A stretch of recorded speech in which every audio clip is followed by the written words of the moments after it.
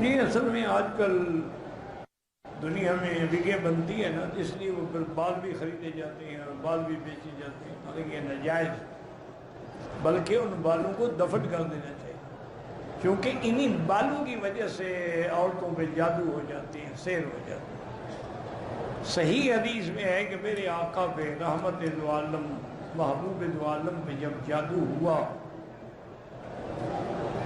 لبید ابن العاصم ایک یہودی تھا جس نے جادو کیا،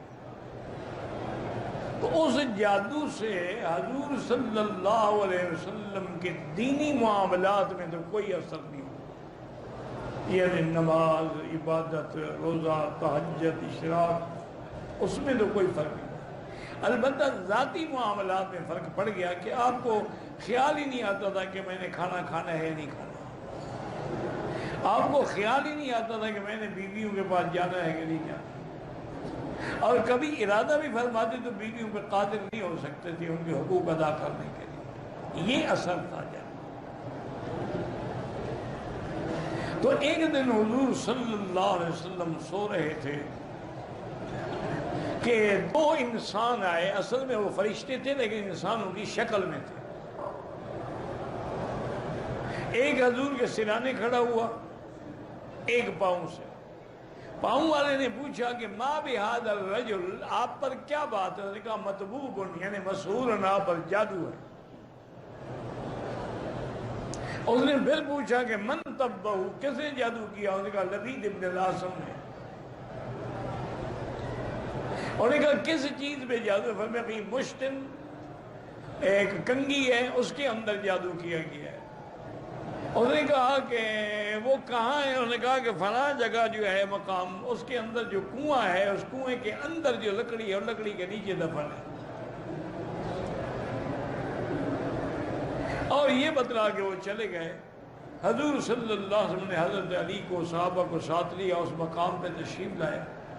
آپ نے فرمایا کہ وہاں جو کھجوریں تھیں بالکل ٹنڈ منڈ تھی، اور معلوم ایسے تھا رؤوس الشیاطین، جیسے شیطانوں کے سر ہوں، اور وہ کنواں جو ہے ویران پڑا تھا، اس کا پانی ایسے تھا جیسے مخلوط بالحنہ، جیسے مہندی ملا ہوا پانی ہوتا۔ حضور پاک نے حضرت علی کو حکم دیا، حضرت علی اترے، انہوں نے جا کے اس لکڑی کے نیچے ہاتھ مارا، ڈھونڈتے ڈھونڈتے آپ کو ایک کنگھی ملی، اس کنگھی میں میرے آقا کے بال تھے۔ وہ کنگھی جب لائی گئی نا، تو اس کنگھی پہ اس ظالم نے کیا کیا تھا کہ ایسے اس کو لپیٹتا تھا اور جادو کر کے وہاں سوئی لگا دیتا تھا، پھر لپیٹتا تھا، پھر جادو کر کے سوئی لگا دیتا تھا، اور اللہ نے یہ سورۃ الفلق اور سورۃ الناس بھی اتار دی۔ تو حضور یہ پڑھتے رہے اور اس کو کھولتے رہے، پڑھتے رہے، کھولتے رہے۔ تو صحابہ فرماتی ہیں کہ ہم نے دیکھا کہ جیسے جیسے وہ آپ کے بال مبارک کھل رہے ہیں اور سوئیاں نکل رہی ہیں، سن رہے ہیں رسول اللہ، حضور پاک سے گویا کہ وہ بوجھ جو تھا ٹل گیا اور آپ کا چہرہ چاند کی طرح روشن ہو گیا۔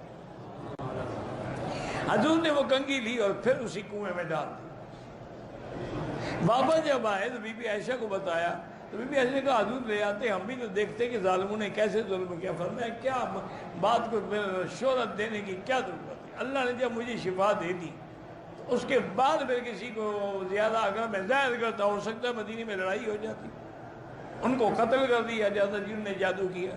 میں یہ نہیں چاہتا کہ مدینے پاک میں فساد۔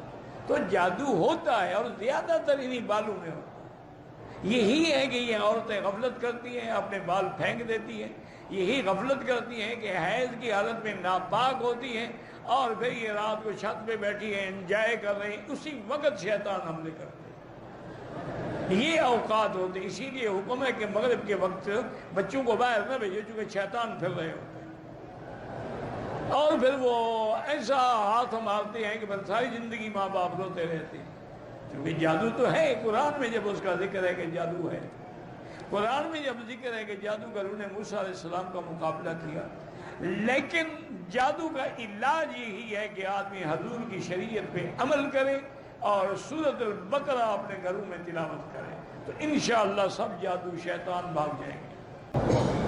کہتے ہیں کہ آج کل جادو اور کالا علم جو ہے بہت پھیل رہا ہے، بچنے کا طریقہ بھی یہی ہے کہ آپ لوگ قرآن کی طرف رجوع کریں اور صبح و شام اللہ کے قرآن کی تلاوت کریں، آیت الکرسی کی تلاوت کریں، معوذتین کی تلاوت کریں، تو انشاءاللہ بچے رہیں گے۔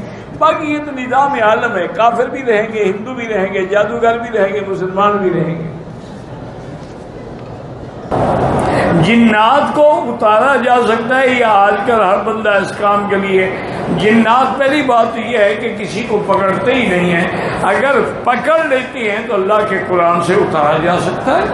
سورۃ البقرہ پڑھو، آیت الکرسی پڑھو، آخری صورتیں پڑھو، جن بھاگ جائیں گے۔ کہتے ہیں میرے اوپر بھی جادو ہے۔ بہرحال بیٹی اگر آپ پر جادو ہے نا تو سورۃ البقرہ ٹیلی فون میں فیڈ کر کے ہیڈ فون لگا کے سنا کرو۔ اگر جادو ہے تو انشاءاللہ زیادہ سے زیادہ 6-7 دن میں ختم ہو جائے گا، اور اگر نہیں ہے اور آپ وہم میں مبتلا ہیں تو پھر بلا وجہ کا وہم نہ کریں۔